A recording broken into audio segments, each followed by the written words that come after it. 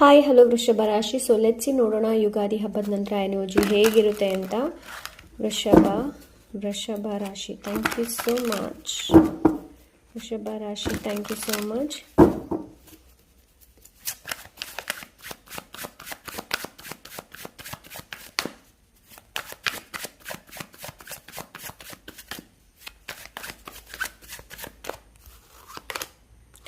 Two of Swords,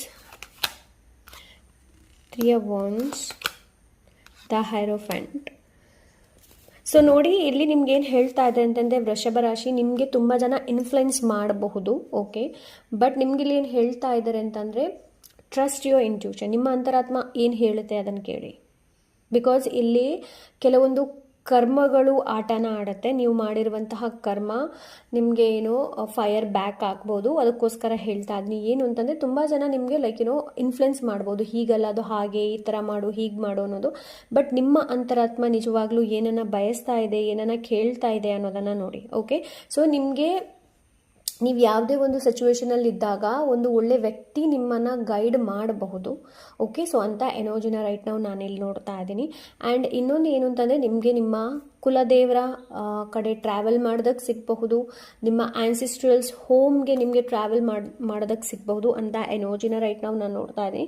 but the thing is that ಏನು ಅಂತಂದರೆ, ನಿಮಗೆ ಇಲ್ಲಿ ಒಂದೇ ಹೇಳ್ತಾ ಇದ್ರೆ, ಟ್ರಸ್ಟ್ ಯುವರ್ ಇಂಟ್ಯೂಷನ್. ನಿಮ್ಮ ಅಂತರಾತ್ಮವನ್ನು ನೋಡುವಂಥ ಅವಶ್ಯಕತೆ ಇದೆ, ಓಕೆ.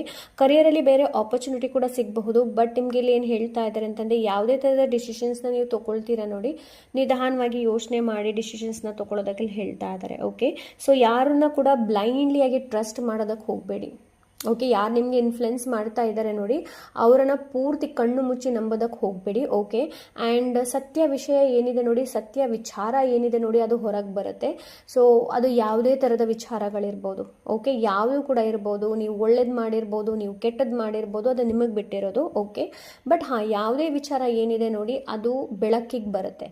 ಸೊ ಆವಾಗ ನಿಮಗೆ ಗೊತ್ತಾಗುತ್ತೆ ಯಾವುದು ಸರಿ, ಯಾವುದು ತಪ್ಪು ಅನ್ನೋದು, ಓಕೆ. ಸೊ ಅಂತ ಎನರ್ಜಿನ ರೈಟ್ ನಾವು ನಾನು ನೋಡ್ತಾ ಇದ್ದೀನಿ.